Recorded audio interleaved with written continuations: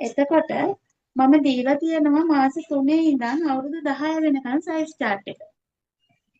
ඒකේ size chart එකේ මට කියන්න ඕනේ වැදගත්ම දේ තමයි සයිස් chart එකක් දෙන්නේ ඇයි කියන එක. දැන් ඔයා බිස්නස් එකක් විදිහට ඇඳුම් අහන කෙනෙක් නම්. එහෙම නැත්නම් ඔයා බිස්නස් එකක් පටන් ගන්න ඉන්න කෙනෙක් නම්. බිස්නස් එකක් කරන්න ආසාවෙන් ඉන්න කෙනෙක්. ළමා ඇඳුම් කියන්නේ වෙළඳ පොලේ ඔයාලට ලොකු වටිනාකමක් දෙන්න පුළුවන්.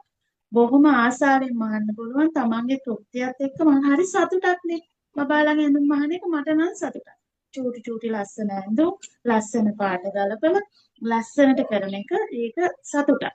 ඉතින් මේ සතුටත් එක්ක සමහර මම දන්නවා ජොබ් කරන අය මම ජොයින් වෙලා ඉන්නවා. මමත් රජයේ රස්සාවක් කරන ගමන් තමයි මේක ඔයාලට කරන්නේ. එතකොට මම හිතනවා ඔයාලා සතුටට එතකොට තමන්ගේ ජීවන සත්‍ය ටිකක් උසස් කරගන්න සහ තමන්ගේ දරුවන්ට ඇඳුම් අහන්න අය මේ හැමෝම මාත් එක්ක අද ක්ලාස් එකේ ජොයින් වෙලා ඉන්නවා. එතකොට දැන් දැන් අපේ දරුවන්ට ඇඳුම් අහනවා අපි දන්නවා නිම්ම අරගෙන පහන්න. නමුත් බිස්නස් එකක් විදිහට කරනවා නම් මේ බිස්නස් එකේදී අපි දන්නේ නැහැ අපි ගාවට එන දරුවගේ ප්‍රමාණය. දැන් මම ඔයාට දීලා තියෙන සයිස් chart එකේ අවුරුද්දෙන් අවුරුද්ද දුන්නා සමහර විට අවුරුදු 3ක දරුවෙක්ගේ කියලා මම දීලා තියෙන සයිස් එකට වඩා ඇත්තටම අවුරුදු 3ක දරුවෙක්ගේ වෙනස් වෙන්න පුළුවන්. ඒක නිසා නිතරම සයිස් chart එකේ පපුව නිම්මෙන් ඔයාලා කියන්න පුරුදු වෙන්න. වයසින් නෙමෙයි. දැන් සාමාන්‍යයෙන් පපුව නිම්මාංගල් 20ක කෙනෙක්ට තමයි මේ ගවුම අහලා තියෙන්නේ. පපුව නිම්මාංගල් 22ක කෙනෙක්ට තමයි මේ ගවුම අහලා තියෙන්නේ. අන්න ඒ විදිහට දැන් මගේ අවුරුද්දක බබයි තව කෙනෙක්ගේ අවුරුද්දක බබයි අපේ අයගේ වර්ධනය වෙනස්.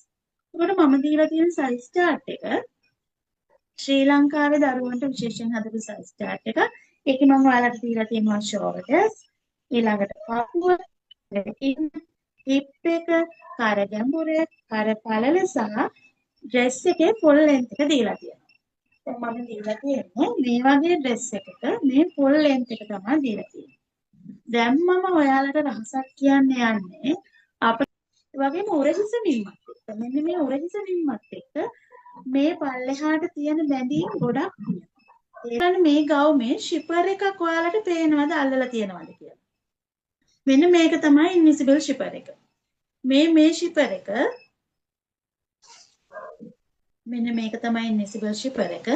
ඔයාලට මේක ඇල්ලුවත් නෑ වගේ පේන්න තමයි අපි ක්ලාස් එකේ ඉගෙන ගන්න ඕනේ. ඒක තමයි ක්වොලිටි එක. එතකොට මම ඔයාලට කිව්වා අපිට අද සයිස් chart එකත් එක්ක බ්ලොග් අඳින විදිහ කියලා දෙනවා කියලා.